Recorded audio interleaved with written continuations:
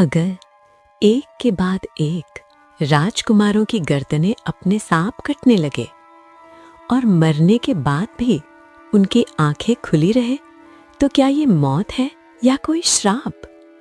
एक ऐसा राज्य जहां हर सुबह राजमहल के दरवाजे पर एक नई गर्दन लटकती थी।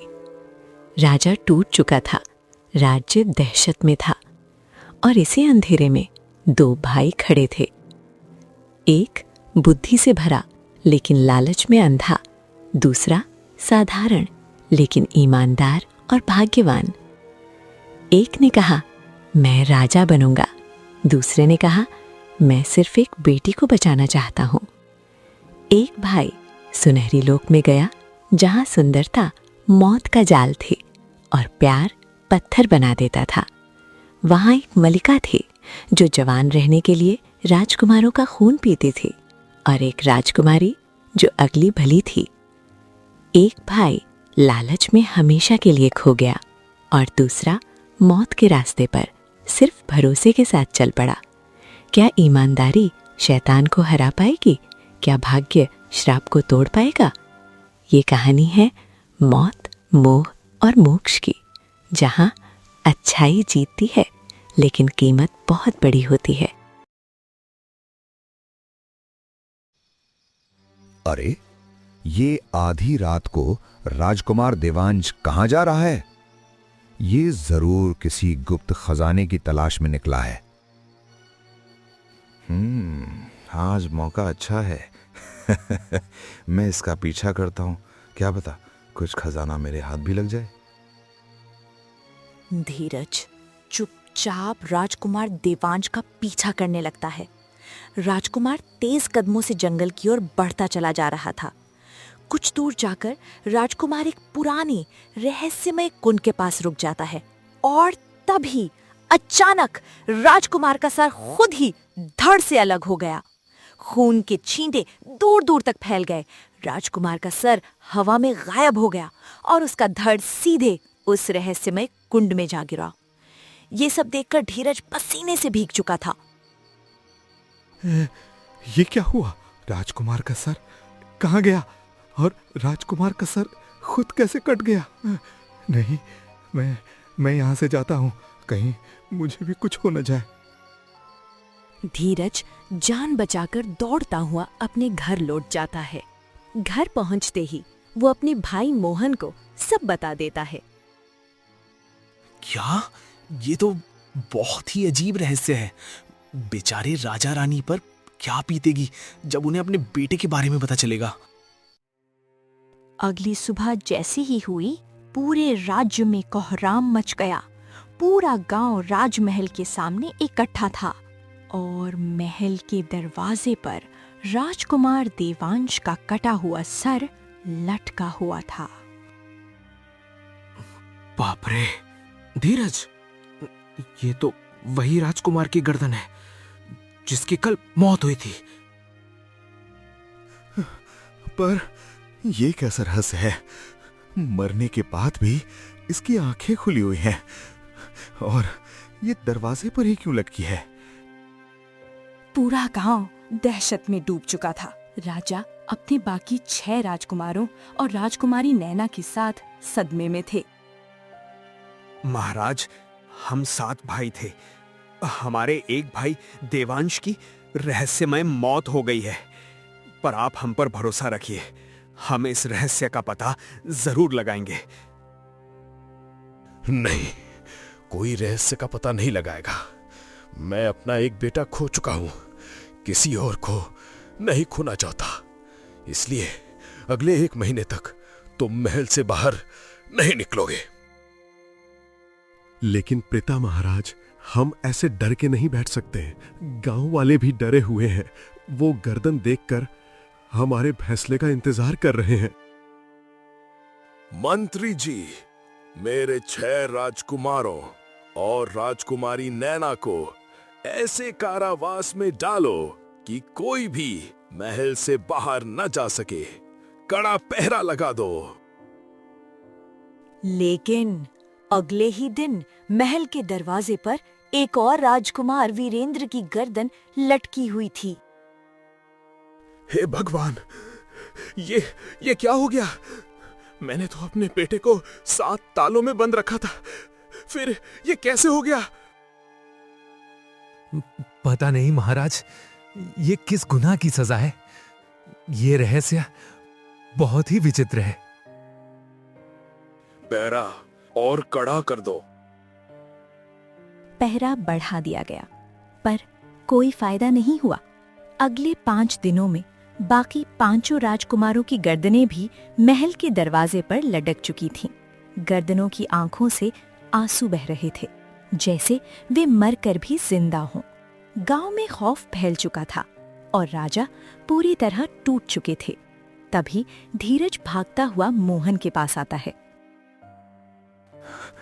मोहन, महल पर आज 7 गर्दनें लटकी हैं और राजकुमारी नैना भी गायब है। ये कोई आम बात नहीं है।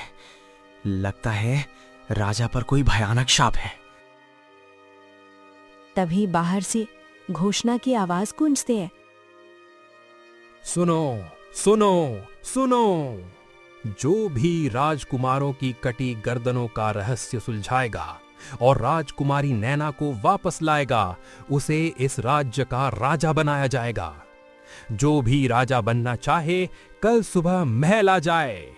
सुनो सुनो सुनो।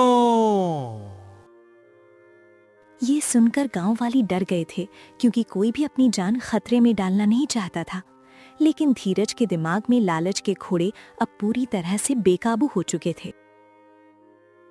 सुना तूने मोहन, मैं कोई मामूली इंसान नहीं हूं, मैं बहुत ही बुद्धिमान हूं। मैं इस रहस्य का पता लगाऊंगा और बदले में राजा बनूंगा, राज करूंगा।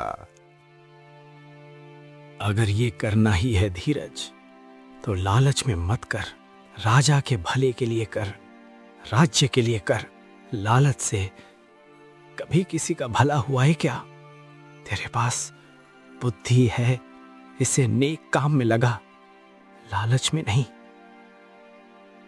अरे कौन लालची नहीं होता, सबको धन चाहिए। सब तेरी तरह महान नहीं होते। जेब में रोटी नहीं और बनना है महान, मैं बुद्धि के बल पर ही राजा बनूंगा। ठीक है, तुझे अपनी बुद्धि पर भरोसा है और मुझे अपनी ईमानदारी और भाग्य पर। मैं भी इस रहस्य का पता लगाऊंगा, राजा बनने के लिए नहीं, बल्कि राजकुमारी नैना की मदद करने के लिए। देखते हैं फिर कौन जीतता है। उनकी ये बातें पास खड़े 2 गांव वाले सुन लेते हैं। अरे देखो देखो, ये 2 भिखारी मछुआरे। एक खुद को बुद्धिमान समझता है और दूसरा भाग्यवान। दोनों धरती पर बोझ है। भला ये क्या रहस्य सुलझाएंगे? पहले घर में रोटी तो पका लो, फिर राजा बनने आना। रहस्य मैं ही सुलझाऊंगा और राजा भी मैं ही बनूंगा। तब चलाना अपना मुंह, हाथ पैर जोड़कर गिड़गिड़ाओगे तब भी मुंह नहीं लगाऊंगा। गुस्से में दोनों गांव वाले धीरज और मोहन को बुरी तरह पीट देते हैं और हंसते हुए मजाक उड़ाकर चले जाते हैं। क्या जरूरत थी ये सब करने की? क्यों इतना लालची है तू धीरज? मैं लालची नहीं, बुद्धिमान हूं और तेरी तरह बड़ा दिल नहीं है मेरा। देखना, राजा तो मैं ही बनूंगा। अगली सुबह दोनों भाई राजमहल पहुंचते हैं। पूरे गांव से सिर्फ तुम 2? क्या मेरे राज्य वाले हमसे इतना कम प्रेम करते हैं? महाराज, इस खतरनाक रहस्य से कोई जुड़ना नहीं चाहता। ये दोनों रहस्य सुलझाना चाहते हैं और राजकुमारी अनोखी को वापस लाना चाहते हैं। मैं तुम्हारा धन्यवाद कैसे अदा करूं? मेरे बेटे नहीं रहे, मेरी बेटी को ले आओ। मेरे बेटों के कटे सर महल की दीवारों से चिपक गए हैं। मैं उनका अंतिम संस्कार भी नहीं कर पा रहा। आप चिंता मत कीजिए महाराज, हम अपनी जान लगा देंगे, पर आपकी बेटी को जरूर वापस लाएंगे। मुझ पर भरोसा रखिए महाराज, और मेरी बुद्धि पर। दोनों भाई राजा और मंत्री को महल के दरवाजे तक लाते हैं। धीरज कटी गर्दनों के पास दीवार में 2 कील ठोक देता है। ये कील? ये कील जादुई है, मेरे गुरु ने बहुत समय पहले दी थी। जब तक ये कील दीवार में गड़ी रहेगी, समझना हम दोनों संता हैं। जिस दिन ये गिर गई, समझ लेना हम मर चुके होंगे, और 24 घंटे बाद शायद हमारी गर्दन भी यहीं मिले। भगवान तुम दोनों की रक्षा करे, सही सलामत लौटो। अगर मैं तेरे साथ गया तो राजा सोचेंगे तूने ही ये सब किया, इसलिए मैं अलग जाऊंगा, तू अलग। ऐसा मत कर भाई, दोनों साथ होंगे तो ताकत दुगनी होगी। मैं अकेला ही काफी हूं, तू बेवकूफ है इसलिए डर रहा है। ये राजा बनने की बात है, मैं पद बांटना नहीं चाहता। ठीक है, जैसी तेरी मर्जी। देखते हैं मेरा भाग्य जीतता है या तेरी बुद्धि और गुरूर। दोनों अलग अलग रास्तों पर निकल जाते हैं। धीरज उसी रहस्यमयी तालाब के किनारे पहुंचता है जहां राजकुमार का धड़ गिरा था। यहीं से रास्ता मिलेगा, मोहन कुछ नहीं कर पाएगा, और मैं अपनी बुद्धि से सब जान लूंगा। अरे रहस्यमयी तालाब, मुझे राजकुमार का सच जानना है। बोल, क्या रास्ता दिखाएगा? मैं साधारण तालाब नहीं हूं, मैं रहस्यमय कुंड हूं। रास्ता चाहिए तो कुर्बानी देनी होगी, तुझे अपनी आंखें गिरवी रखनी होंगी। अंदर तू देख पाएगा, पर बाहर आकर कभी नहीं। जब मैं वापस आऊंगा, मैं राजा बन चुका होऊंगा। आंखें चली जाएं तो भी मंजूर। ठीक है, तू सुनहरी लोक में जाएगा, वहां देख पाएगा, लेकिन अगर लौटा तो हमेशा के लिए अंधा होगा। मुझे मंजूर है।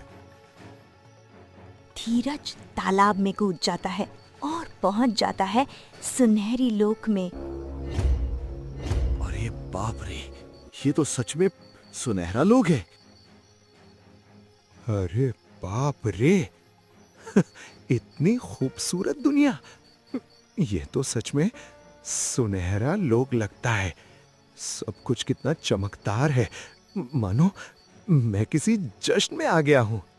चलो आगे चलकर देखता हूं, शायद यही वो जगह है। धीरज आगे बढ़ता है और तभी हल्की झंकार उसकी नजर एक अतुलनीय सुंदर स्त्री पर पड़ती है। सुनहरे वस्त्र, परी जैसी आभा। ये क्या है? जश्न की हूर का नाम तो सुना था, पर ये तो उससे भी ज्यादा सुंदर है। मेरी नजर हट ही नहीं पा रही। रुक जाओ, तुम तो हूर से भी ज्यादा हसीन हो। कौन हो तुम और क्या नाम है तुम्हारा? मेरा होरिन होरिन है, मैं यहीं रहती हूँ। एक मुसाफिर हूँ। तुम कहाँ जाना चाहते हो?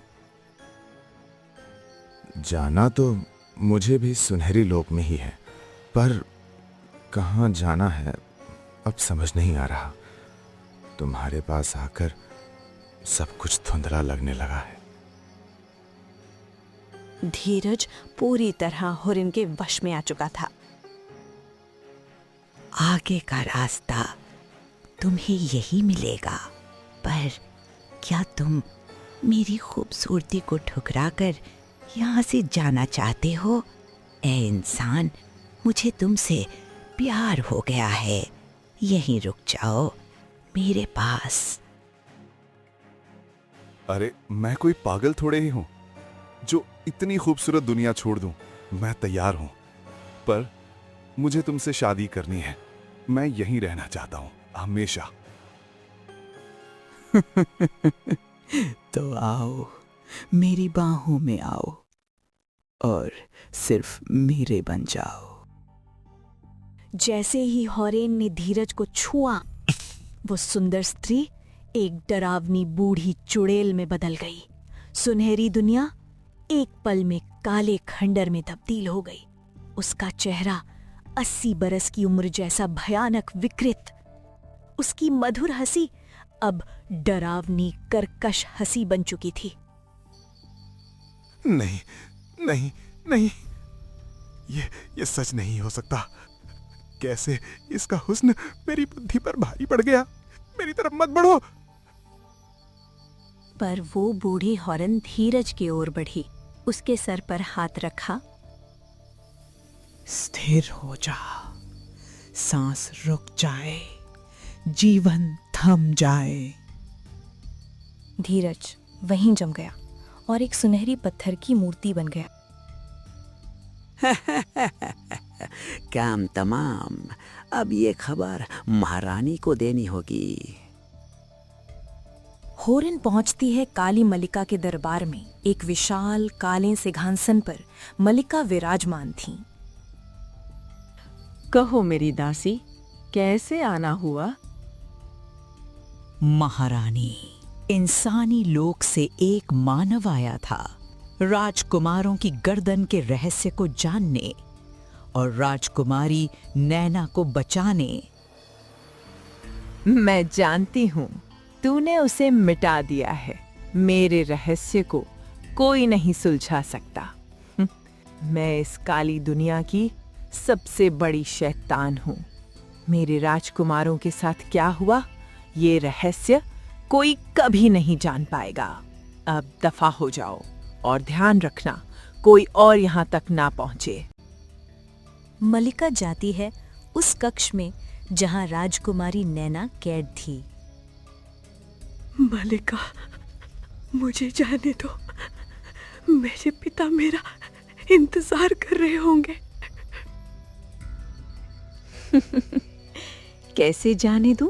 क्योंकि तू वो रूह है जो 1000 साल में एक बार जन्म लेती है। तूने मेरे भाइयों को मार डाला, मुझे बख्श दे।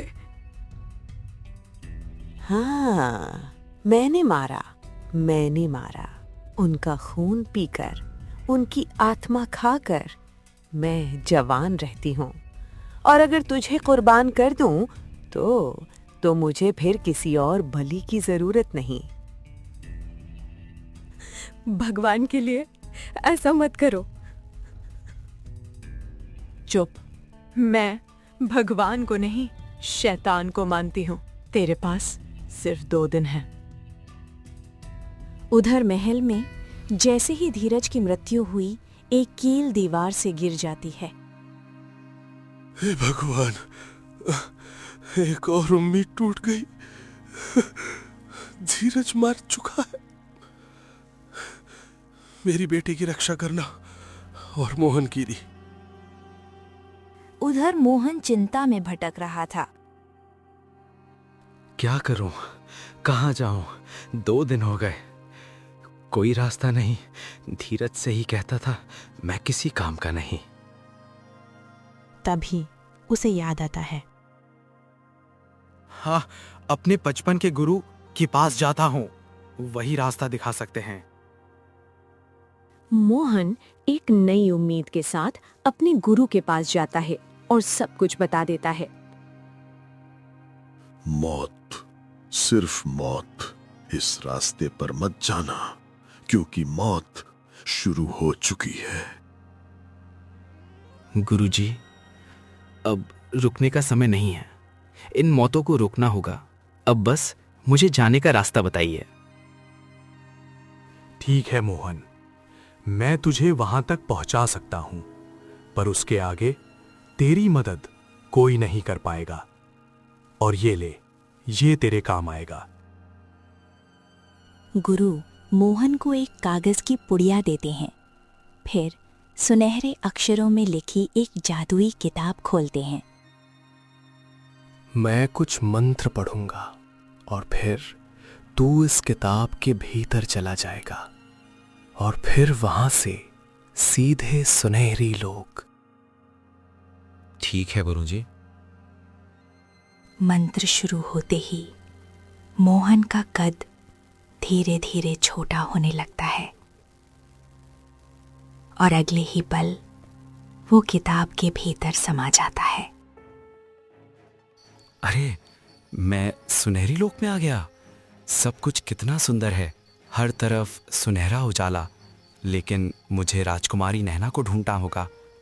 कौन है? मुझे किसी इंसान की खुशबू आ रही है। कौन है यहाँ?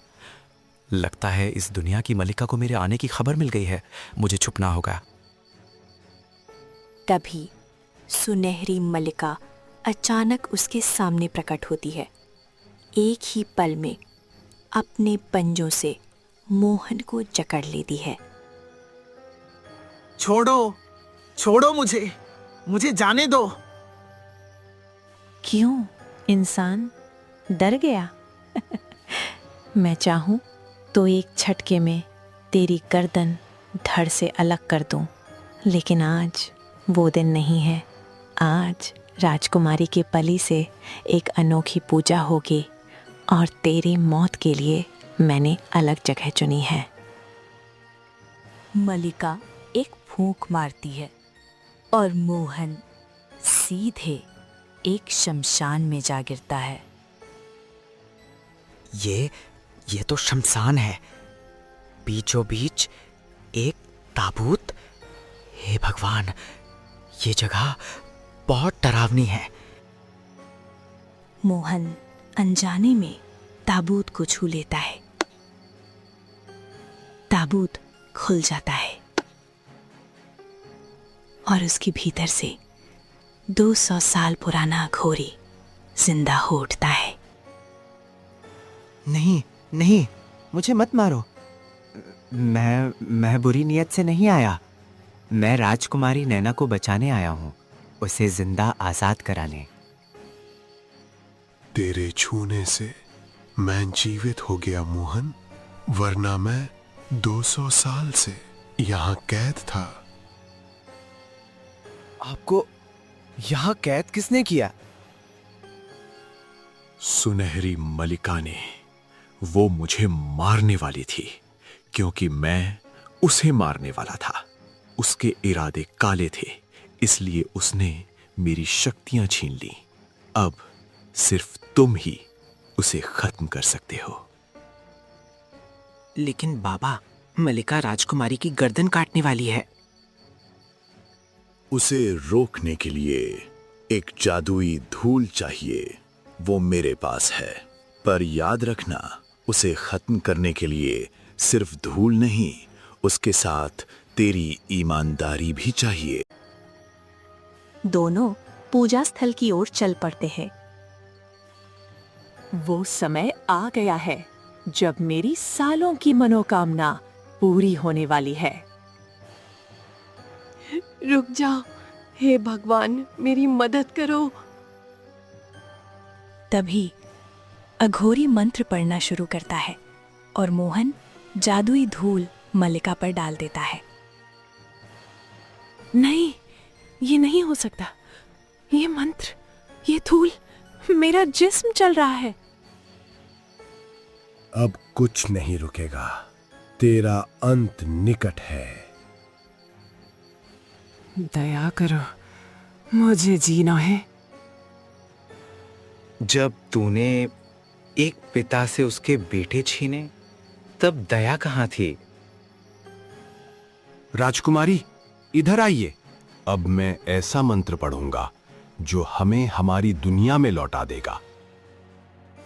सुनहरी लोक जलने लगता है। सब कुछ राख में बदल जाता है और सुनहरी मलिका जलकर खत्म हो जाती है। पलक झपकते ही वे सब तालाब कुंड के पास धरती पर लौट आते हैं। मैं वापस आ गई सिर्फ तुम्हारी वजह से मोहन। मैं तुम्हारा शुक्रिया कैसे अदा करूं? इसकी जरूरत नहीं राजकुमारी। आज बुराई पर अच्छाई की जीत हुई है। देखना मछुआरे, राजा रानी तुम्हें देखकर कितने खुश हो जाएंगे। अंत भला तो सब भला। तू बहुत बुलंद है। अब मैं विदा लेता हूं। कभी भी जरूरत हो तो याद करना। धन्यवाद बाबा। आपका ऋण मैं कभी नहीं चुका पाऊंगा। उसी पल राजमहल की दीवारों पर टंगी राजकुमारों की 7 गर्दनें धीरे धीरे गायब हो जाती हैं। मंत्री जी, देखा आपने, मेरी बेटी को मुक्ति मिल गई। लगता है ईश्वर ने सुन ली। हे भगवान, मैं तेरा धन्यवाद कैसे करूं? महाराज, आज एक ईमानदार मछुआरे ने सिद्ध कर दिया कि ईमानदारी से बड़ा कोई कर्तव्य नहीं होता। हाँ मंत्री जी, आज हम बहुत खुश हैं। बेटों को तो खो दिया, लेकिन हमारी इकलौती राजकुमारी वापस आ रही है। ढोल नगाड़े बजाओ। आज हम मोहन और राजकुमारी का धूमधाम से स्वागत करेंगे। जो आज्ञा महाराज। आज तुमने जो किया है मोहन, वो कोई अपना भी कभी नहीं करता। मैं कैसे तुम्हारा धन्यवाद करूं? ऐसा मत कहिए महाराज। मैंने तो सिर्फ अपना कर्तव्य निभाया है। महाराज, आपकी राजकुमारी तो वापस आ गई, लेकिन मेरा भाई धीरज, वो आया क्या? मोहन, धीरज वापस नहीं लौटा और वो कील भी दीवार से गिर चुकी है। इसका अर्थ यही है कि वो वीर अब इस दुनिया में नहीं रहा। नहीं, ये सब मेरी गलती है। मुझे उसे अकेले जाने नहीं देना चाहिए था। हे भगवान, मेरे भाई की आत्मा को शांति देना। बेटा, इस रहस्य की कीमत हमने अपने 7 राजकुमार खोकर चुकाई, और तुमने अपना भाई। अब हमारे पास कोई बेटा नहीं बचा, इसलिए हम तुम्हें इस राज्य का राजा चुनना चाहते हैं, और अपनी बेटी का पति भी, क्योंकि तुम जैसा योद्धा जो राज्य और बेटी की रक्षा करे, ऐसा कोई और हो ही नहीं सकता। मोहन और राजकुमारी अनोखी का विवाह होता है और मोहन के राजा बनने की खबर पूरे गांव में फैल जाती है। गांव वालों के पास शब्द नहीं बचे थे, क्योंकि उन्हें समझ आ गया था आदमी हमेशा छोटा नहीं रहता। वक्त, समझदारी और ईमानदारी कुछ भी कर सकती है। अब जरा आप बताइए, आपको किस तरह की कहानियां ज्यादा पसंद है?